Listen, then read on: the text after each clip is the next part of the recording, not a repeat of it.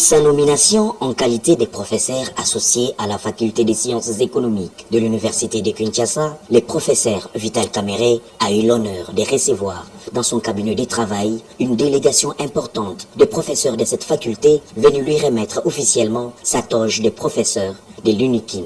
Prenant la parole, le président de la dynamique des professeurs des sciences économiques, le professeur Bofaya Komba, a précisé qu'il ne s'agissait pas d'une quelconque cérémonie, étant donné que la cérémonie officielle de l'accueil de leurs nouveaux collègues sera organisée au campus de l'université de Kinshasa dans les prochains jours. Nous venons humblement devant l'honorable président de l'Assemblée nationale, le professeur Vital Kamerhe, pour lui remettre sa toge. Il en a déjà. Non, non, c'est votre toge. Vous êtes professeur comme nous, mais n'oubliez pas les devoirs d'un professeur. Premier devoir, c'est l'enseignement. C'est sa première profession avant d'être politicien. Deuxième devoir, la recherche. Et troisième, l'aide à la communauté. Ému par ces gestes, lui témoigné par ses collègues, le professeur Vital Kamerhe a fait savoir qu'il se déplacera personnellement à la faculté des sciences économiques pour la cérémonie d'accueil officielle qui sera organisée incessamment. Il a accepté de faire la restitution de sa thèse aux étudiants à marge de cette cérémonie, car il faut rappeler que ce dernier a été défendu à Hellenic American University d'Athènes en Grèce. Je vous dis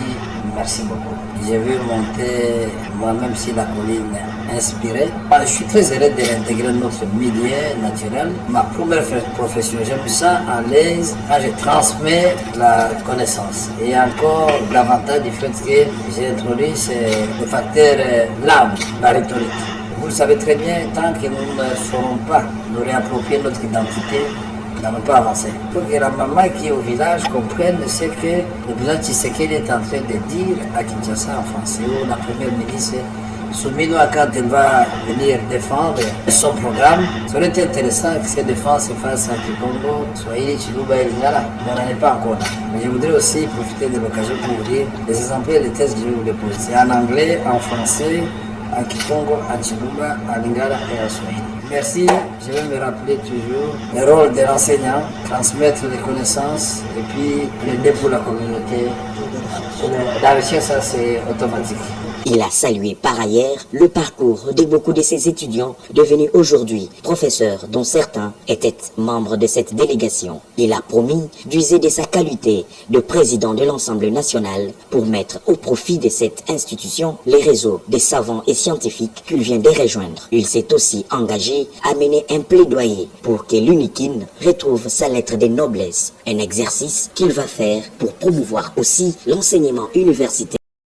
Le vendredi 7 juin 2024, une importante délégation des députés honoraires de la législature 2018-2023, conduite par l'honorable Willy Bolio, est venue rencontrer le président de l'Assemblée nationale, le professeur Vital Kamerhe, pour lui présenter ses doléances restées en suspens depuis la fin de la législature passée. Il s'agit notamment du dossier lié à leur rémunération et au remboursement des titres de voyage de fin de session qui sont restés impayés. À cela s'ajoutent des problèmes individuels de certains députés. Quant à leur situation sociale, ils ont sollicité le soutien du président de la Chambre basse du Parlement afin de s'impliquer pour que ces anciens députés retrouvent leur honorabilité face au service de l'État, car, dit-il, ils ont constaté que de plus en plus les avantages liés à leur rang des parlementaires ont tendance à être effacés à chaque fin de législature, y compris celle qui les concerne, à savoir la législature 2018-2023. Nous avons beaucoup de problèmes, notamment les problèmes liés à nos droits arriérés qui doivent nous être payés. Il y a des problèmes d'ordre administratif